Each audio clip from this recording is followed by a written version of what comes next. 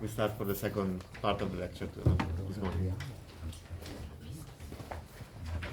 So now I want to explain what's kind of also partly in response to the question, what's special about the hierarchy entropy. I'm just going to call it rho and sigma, and I'm pretending for a moment that there are density matrices.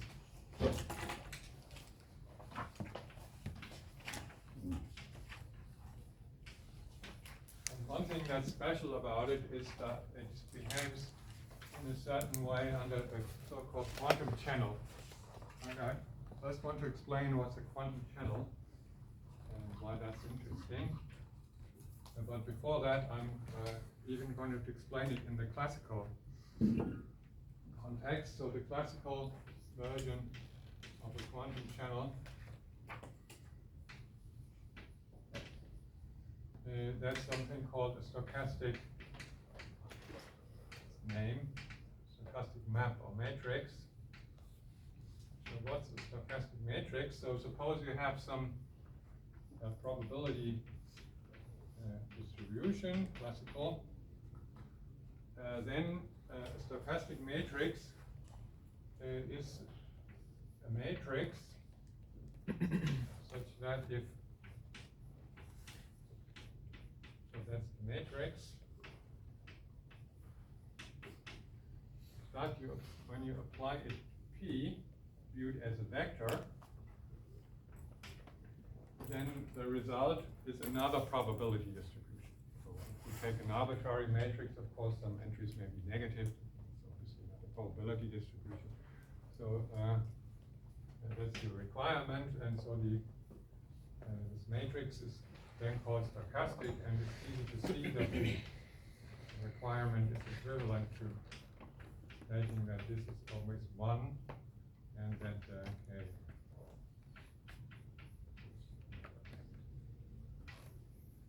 So that's the definition.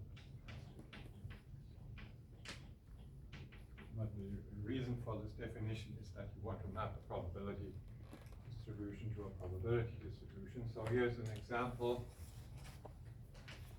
of this. So you can take, so the y's can be from a different label set. It doesn't have to be the same. So let's, you could, for example, take x to be 1 to 2n states and y n states. And you can say that the Q1 is Q1, 2, and so on. That obviously gives a new probability distribution. It still sums to 1 and it's negative. And it has the interpretation of a coarse graining. If you imagine that the P is the probability that one of 2 n pixels is black, and then then you group the pixels together pairwise, 1 and 2, 2 and 3 and 4, and so on. And so that gives the probability that the combined merged pixels are black. So it's a kind of a coarse graining. If you apply it to an ensemble of images where the pixels have a certain probability distribution, it gives a kind of an ensemble of less focused images. Yeah, coarse graining. One important graining. And you can write the corresponding matrix K for this down. And another example of this to just get an idea of what this notion gives you. So suppose I have some states, there's some eigenstates, some Hamiltonian.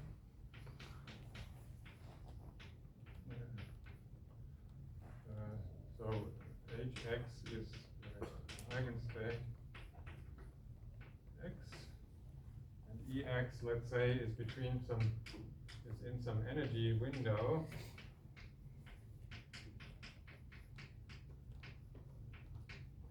Delta E, and so then suppose you know that the eigenstates are the state is in X with certain probability, so you have some associated density matrix, and you imagine that now you have a perturbation.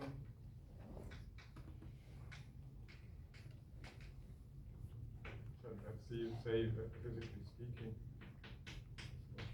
one.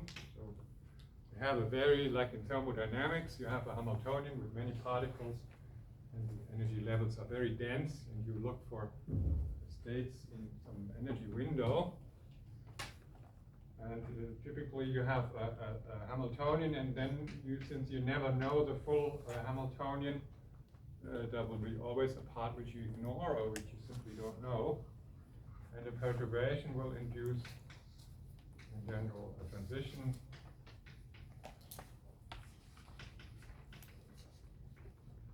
Let's say from X to some state X prime, and the amplitude for some transition like that would be A of X and X prime. And by the Fermi's golden rule or something,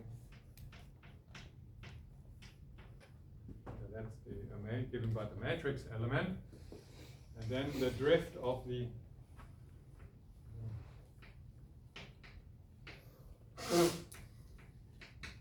probabilities. So it's described by a differential equation.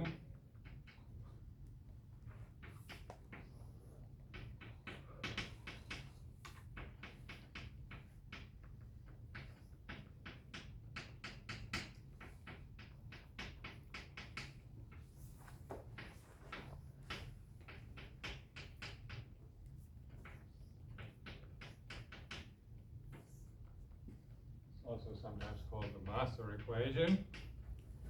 So this term reflects that sometimes the state may transition from X prime into X, which will increase the probability of the state X, and sometimes the state will decay from X into another state, which will decrease the probability.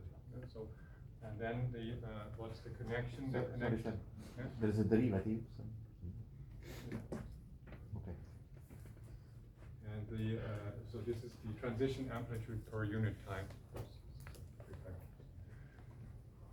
Okay, and the master equation gives you the stochastic map. So it maps Px into Px of some later time, where you have the initial condition given Px. So this will give you for fixed T is a linear map, solution operator for this differential equation, and then solution operator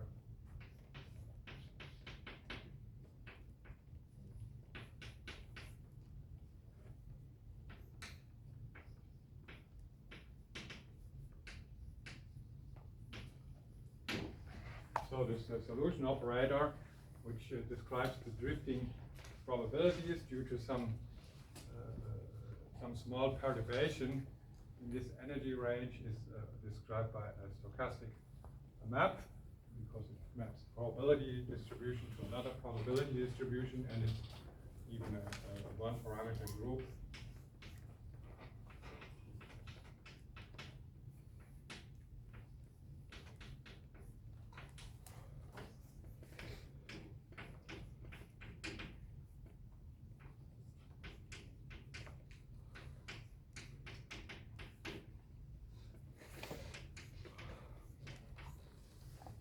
So this is called also a Markov semigroup. Yeah? It's some sort of evolution, but it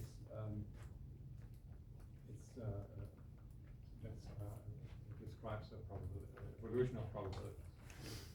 So these are two examples. One is some sort of stochastic evolution, and the other one is a coarse gradient, quite characteristic example. So now we want really the quantum analog, and so now the connection with the relative entropy.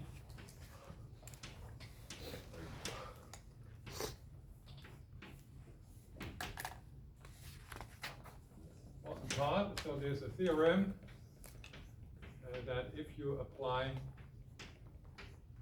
this kind of a stochastic matrix to any two probability distribution, then the relative entropy never gets larger. That's referred to as monotonicity. So, for example, in this second example,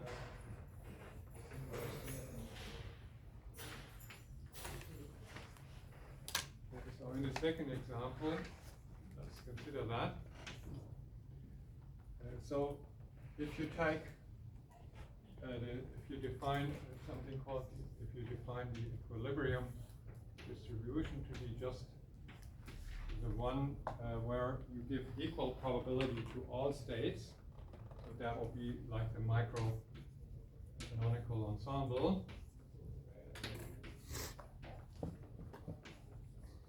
Then it turns out that this does not change under my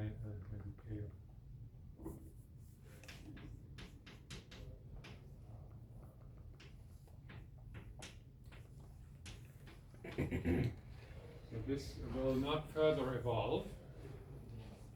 So it's an equilibrium solution. Once you're there, you will not evolve from there. And therefore, if you take that to be the second one, then you obtain that P of T relative to the microcanonical ensemble is always less than S of prime.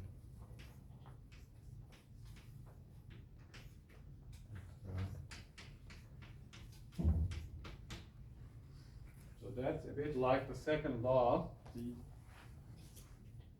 the kind of distance, information theoretic distance to the equilibrium, which is the microcanonical ensemble in this case, will decrease. So it's the second law, you approach equilibrium. So this describes the approach.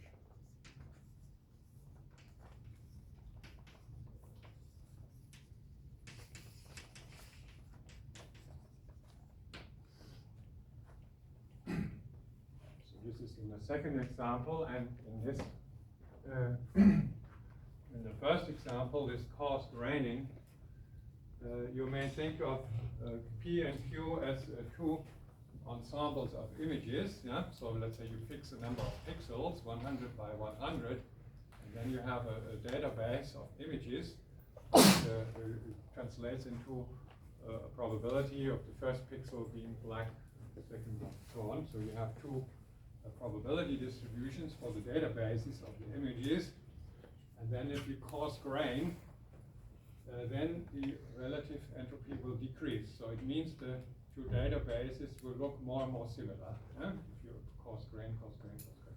So that's the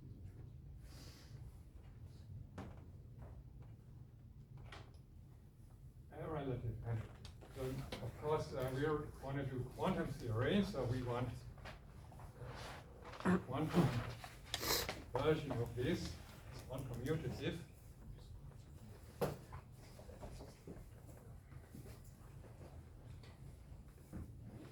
So again, you start to think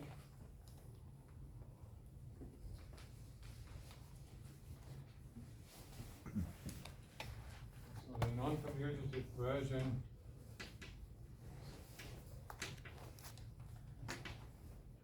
of this stochastic matrix is called a channel, a quantum channel. And so I'm just going to give the definition. And so in terms of density matrices,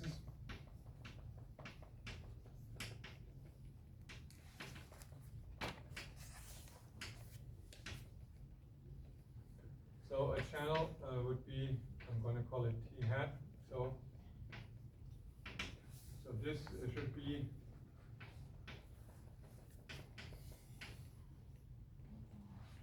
new density matrix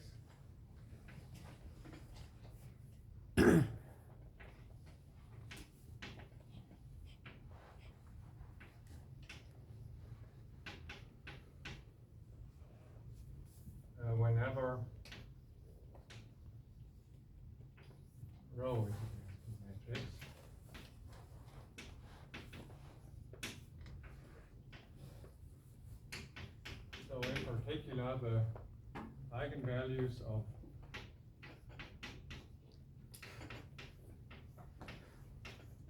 should be non-negative. And the trace of this will be 1. So this would be similar to the definition of stochastic map, where now a density matrix is replaced, a probability distribution is replaced by a density matrix. So the density matrix, this one does not need to have the same size as the original one. As you see from the cost gradient example, it could be smaller matrix, but it should still be a density matrix. So it turns out this is not in the quantum case, so it does not have to, even if it has the same size, it does not have to commute with the original one. So that's a new thing. There is one additional, there should be one additional property that you must in general have. It's so the following.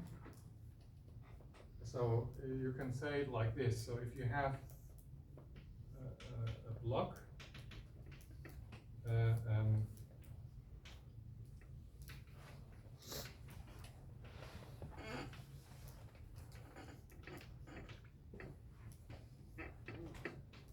if you have a block of density matrices, so each entry is not a number but itself a matrix.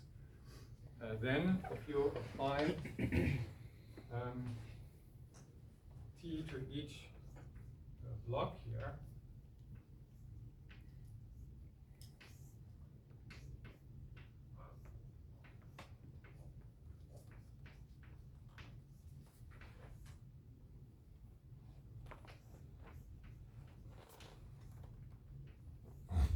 then this should still be a matrix with non-negative eigenvalues. Yeah, so this is kind of a funny condition at first, where you apply t to, you have a block diagonal, not block diagonal, a block, a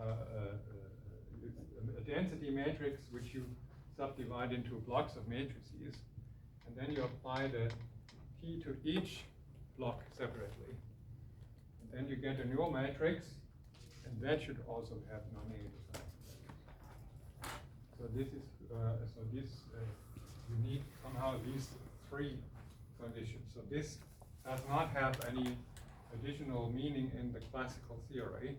It somehow only gets it's an independent condition only in the non-commutative case.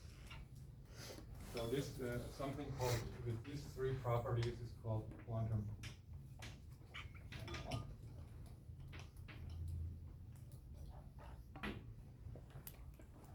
So I think it's kind of easier to, in my opinion, to grasp it in the Heisenberg picture.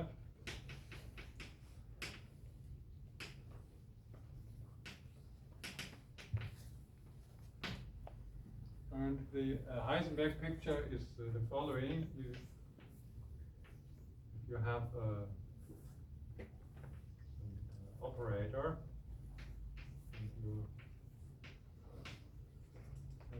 You take its expectation value in the channel applied to rho, and this should be the definition of P of rho. So it's a kind of adjoint, if you like. Yeah. So this is T.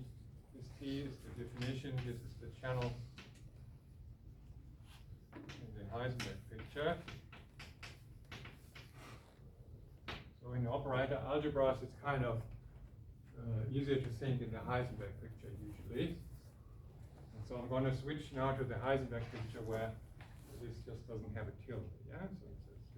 So in the Heisenberg picture, examples of quantum states in the Heisenberg picture.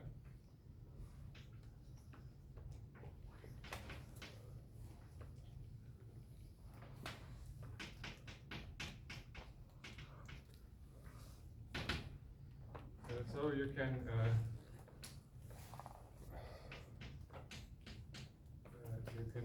conjugate this with a unitary operator from your operator algebra. So if U is a unitary, it's quite easy to see that this is a channel. So first of all, you can translate these properties here into the Heisenberg picture. So this property, first one, means that so we can kind of combine these. So this, the middle one, is that the T of the identity in the first system is the identity again, and then 1 and 2 combined is that say it this way. So if you say that so the first one is that T of positive operator, so positive operator in an operator algebra, for Lyman algebra, can always be written as A. So using dagger here for physicists, like dagger here.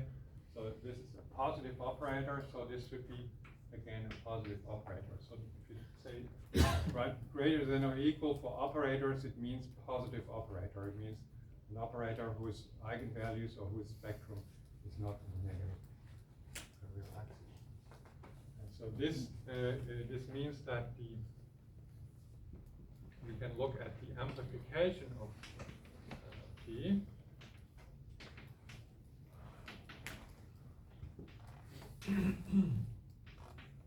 To the operator if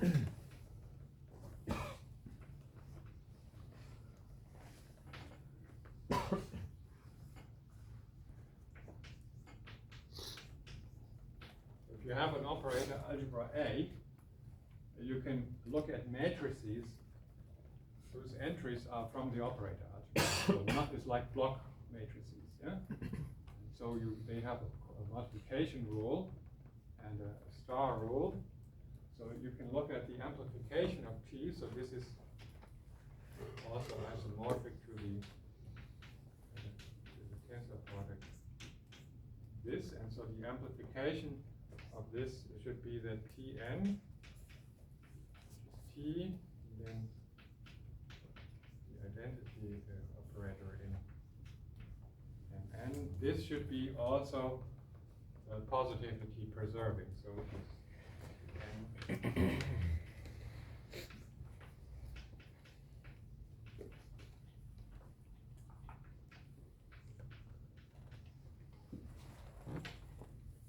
it's these three properties that characterize channels.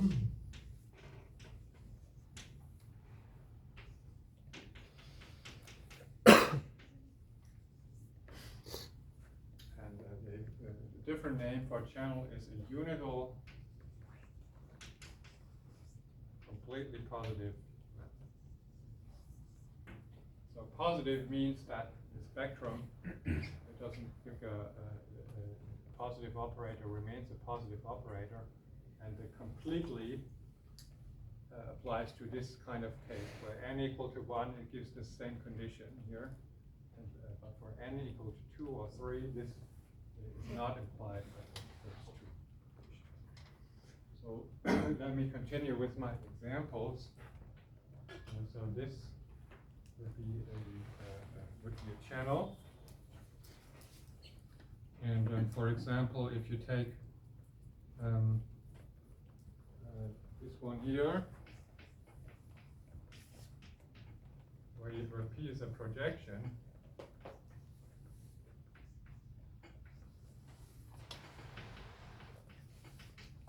also a channel. And then the last one where you take the tensor product with the identity operator, the identity matrix, that's also a channel. So I think with this it's physically more clear what these things are. So because the first one if you imagine that you could, in a lab, get a unitary operator by time evolution in the Heisenberg picture. So you imagine that you can kind of tune some parameters to design a Hamiltonian, yeah, by tuning some electric fields, magnetic fields.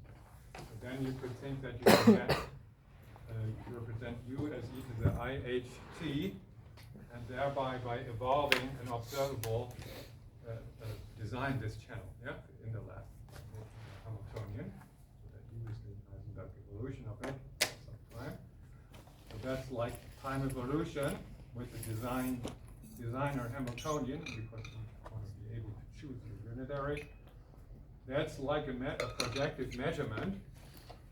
So if you imagine that if you have measure some observable, some eigenvalue, which has a very large multiplicity, then P is the projection onto the eigenspace, yeah, of this multiplicity. It could be one-dimensional, but it's very large. So this is like a project, the Heisenberg picture of a von Neumann measurement, so state reduction. And the last one is that you can imagine that you're able to make ancillas. So you duplicate your system. Yeah, so you have some spin, maybe some Stern-Gerlach spin, like n 50 times. Then you can imagine you can act individually on each spin. Those would be one of the twos applied to each spin. But you can have somehow, and that's the magic, you can have new operation, new channels that somehow act simultaneously on all the spins.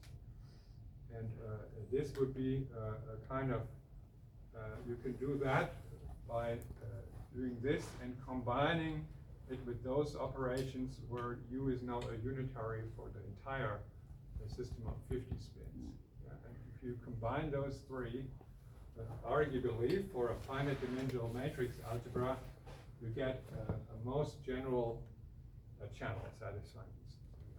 That's a theorem called the Stein-Spring dilation theorem. So there's a version of this for general operator algebras, but it's not quite so straightforward. But morally speaking, a channel is always a combination of those three. It's fun to translate those to the Schrödinger picture. This is the one where the channel acts on the state.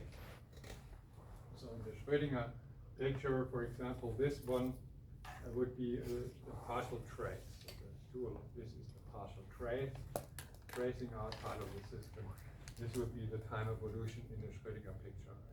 Yeah, so it's very reasonable to define it like this. And then the big the theorem, the non-trivial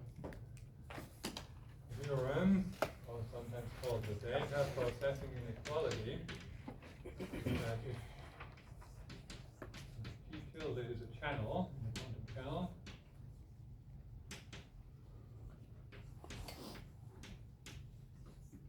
and then always this Araki entropy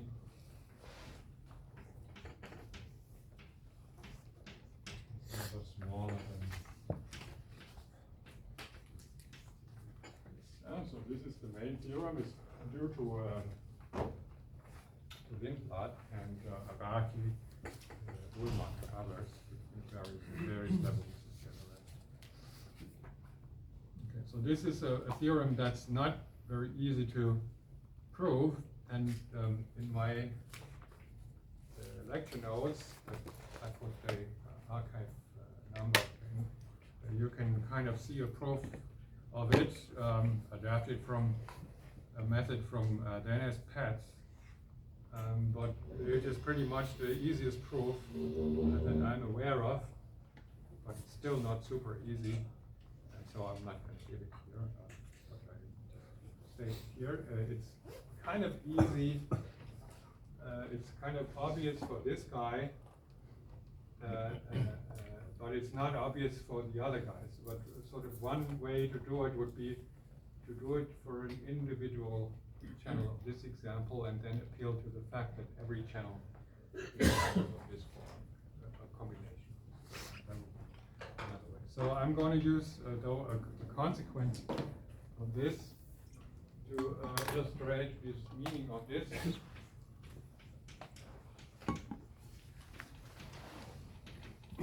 namely, suppose I have a system, and so this is called subadditivity.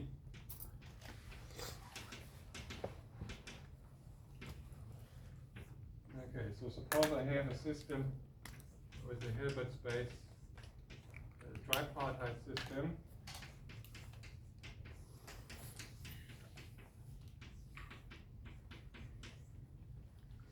Like this, so I'm using quantum information theory notation where the system is always like a subscript like here.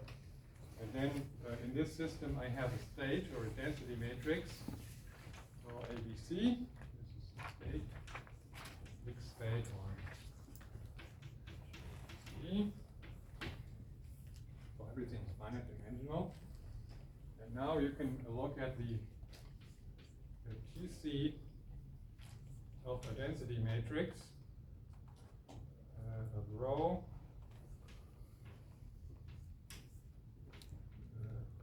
let's say is defined as the trace over C.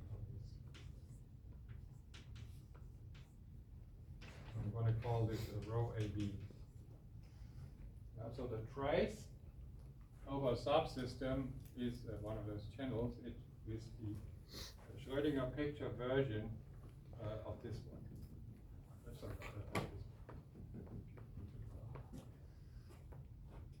so this is one channel, and so you can and then you can also define sigma ABC.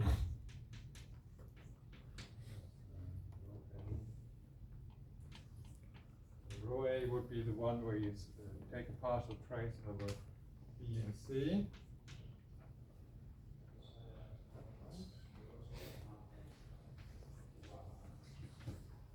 Like this. And now if you apply the data processing inequality to this situation, to rho and sigma and to this channel here, then you get something nice. Namely, you learn that S of rho ABC, so this is the usual von Neumann entropy.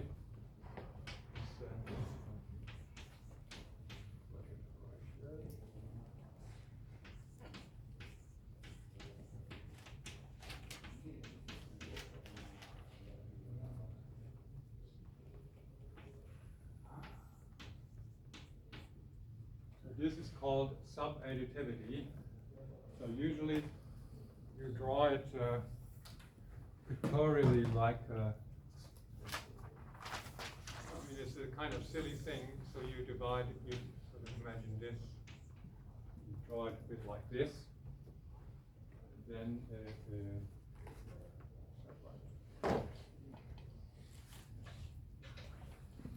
you think about the entropy of this, so this would be AC. The entropy of this is smaller than the entropy of the whole thing plus that. Yeah? So it's kind of counting This is twice. von Neumann entropy. This von Neumann entropy. So you write the relative entropy as in terms of this von Neumann entropy. So this is called a strong subadditivity. Okay. So it's a consequence of this equality. It's itself a non-trivial inequality that was not so easy to know.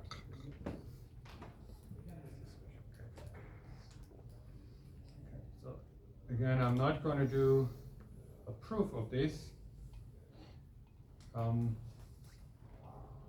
Though you can look up the proof in my lecture notes, which is not an original contribution from literature.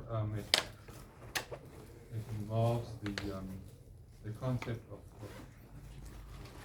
of modular operators, but let me guess.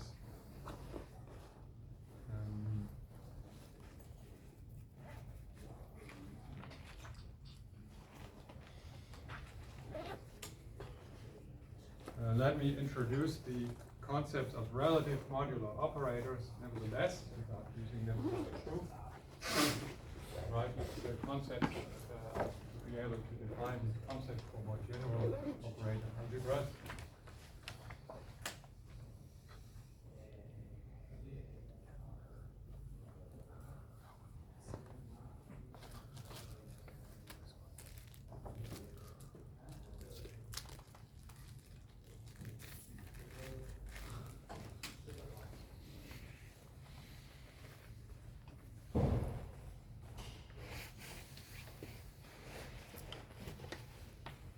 This is relative entropy. So by relative entropy, I mean the Araki version and relative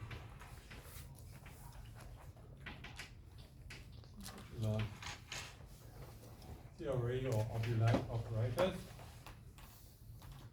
So this, the point of this is to be able to generalize the concept of relative entropy, data processing inequalities, to generalize that to a more general setting of operator algebras. So we take Neumann algebra, introduced by my colleagues. So this is the natural setting for this. So there are version, there is a possibility to define the relative entropy even for C-star algebras, but not with modular theory, but with some other variational characterizations. So, but for me, this is Neumann algebra, and I have assumed that omega is a cyclic and separated vector.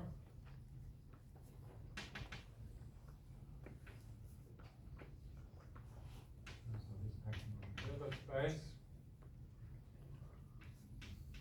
And so cyclic means that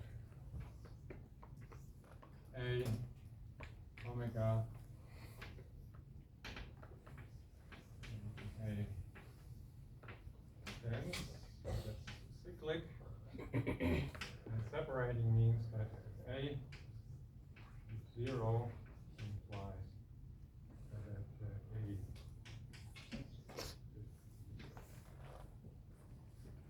So maybe when you see this for the first time, this looks kind of very funny, because normally, if you think of the matrices, on n-dimensional matrices, well, you cannot say that if this is represented on the Hilbert space Cn of n-dimensional row vectors, column vectors, you cannot say that if a matrix annihilates like a vector, let's say the first basis vector, it's certainly not true that the matrix is 0, it just means that the vector is in the kernel. So what's behind this is that this A is not represented in the fundamental representation. That's the point. So H, the point is that H, if you like, in this example, is also Cn. So it's a bit like the, it's not the fundamental representation, but it's kind of the adjoint plus the one-dimensional representation. And A is, so if I'm using the physicist notation for a vector, so a vector actually is a matrix, and so the action of A on such a vector, which is also called the left action, and what it is just you multiply the matrix from the left. Yeah, so because an algebra always is a module over itself, because you can multiply from the left and from the right. And that's the kind of situation that I have in mind. So for instance, then if you take the vector to be the identity matrix, yeah, that's a vector in this Hilbert space, then this is obviously true because A is a left multiplication. Yeah, so you should think of this as meaning you're in that kind of a representation and not a fundamental representation. So then, what's the so this, and then it's cyclic in this case, separating.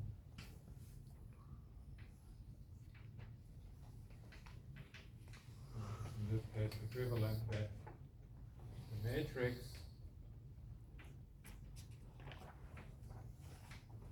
has an element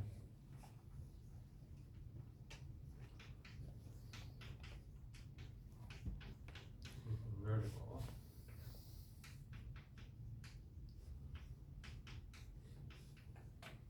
I think if you say it this way, this is kind of less confusing. Now, what's the relative modular operator? So you would define take some other state,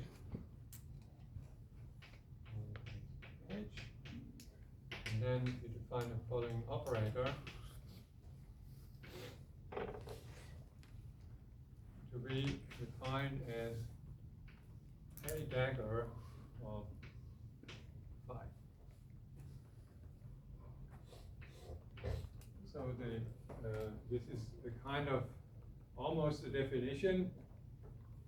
The point is that you can write any vector in the Hilbert space in this form by the cyclic property, or almost any one against a subset, and you have to make sure that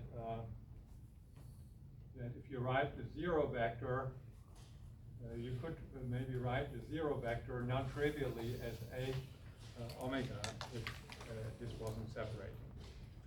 And this definition would be inconsistent, so that's why you need this separating property. Yeah? So otherwise the definition could be inconsistent, that S of 0 is something non-zero that would be not a linear operator.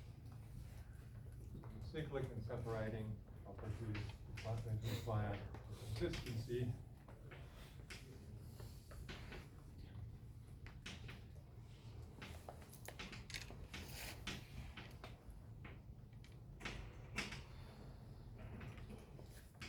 So you can prove that, well, S is an antilinear operator. Antilinear means linear, but when you do the multiplication of scalars is replaced by the multiplication with the complex conjugate scalars. Antilinear, and S is technically the so-called closable operator.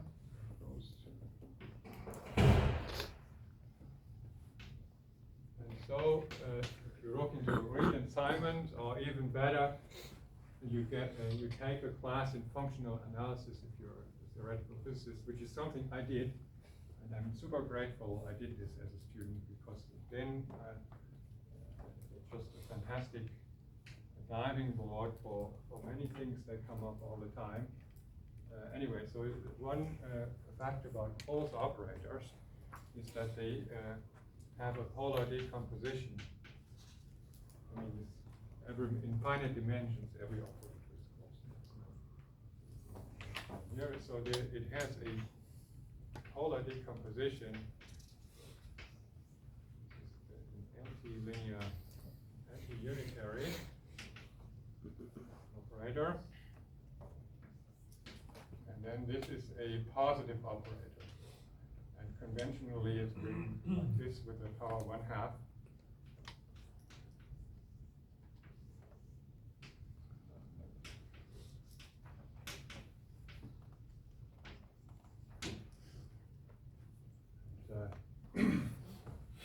And so this is what is called the modular operator.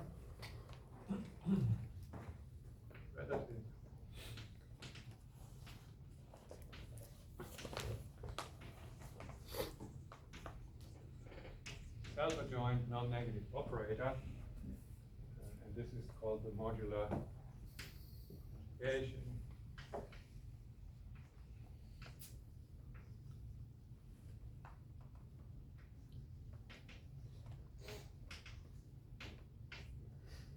And I may close by relating it to the Araki definition of relatives. So unfortunately, both are called S. And this S is because I think Tomita or somebody started it. I don't know that on this. And of course, Tomita, and of course, S is entropy. Boltzmann, I suppose. I cannot. Both are big authorities. I cannot change it. So you have to live with this ambiguity. But anyway, you can write the relative entropy now in terms of this this operator. Let me just make sure. Phi.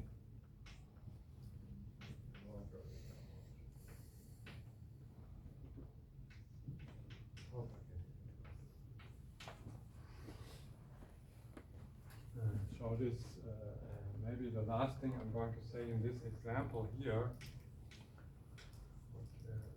A state is a density matrix,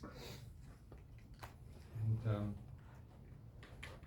the S of rho and sigma are two density matrices.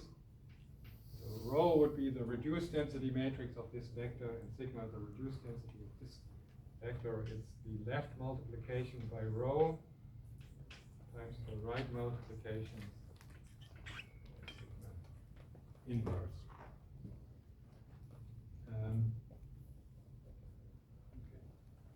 If you use this kind of correspondence, you can take the left and right multiplication commute, and so it's quite easy to take the logarithm.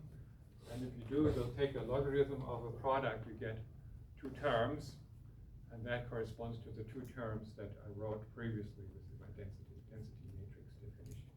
It's equivalent to that this example.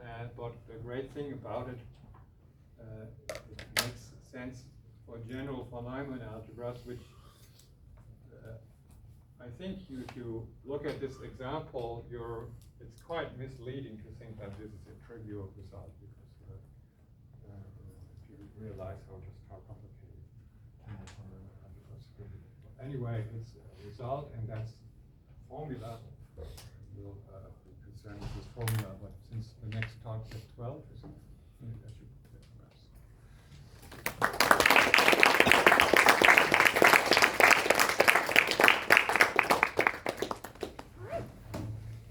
Are there more questions?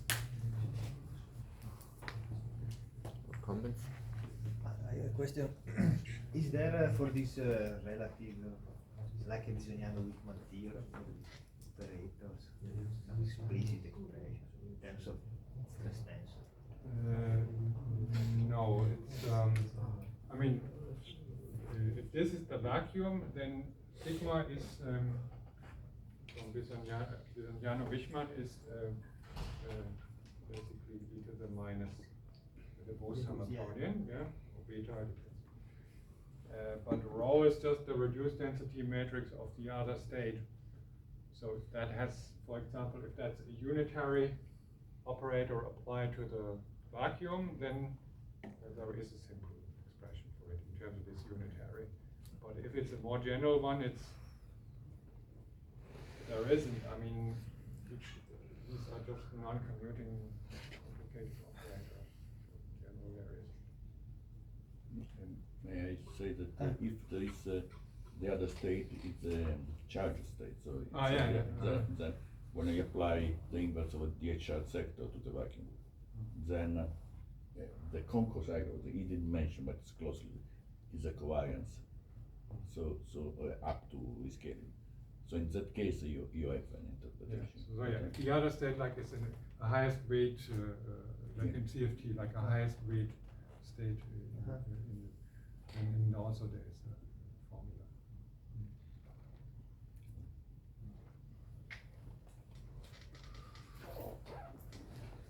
Any more questions?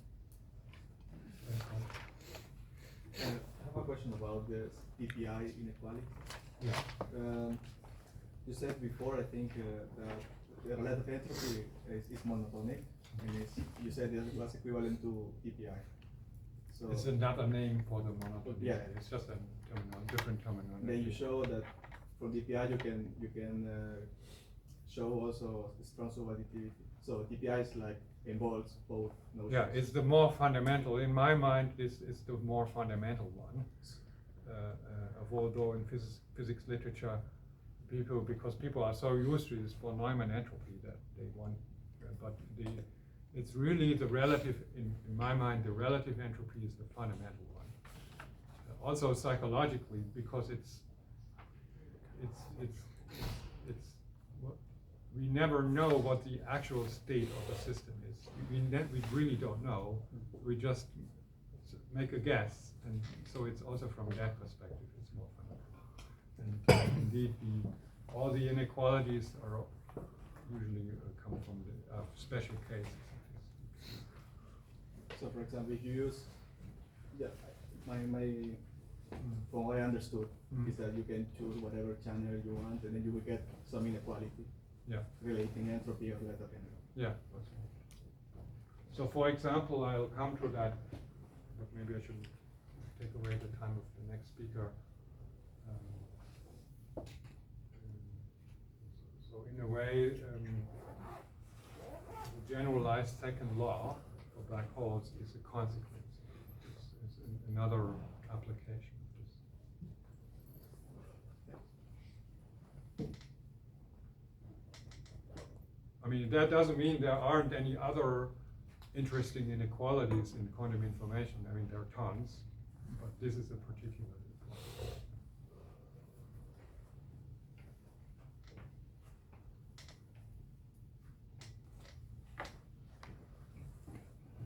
If there are no other questions, we thank.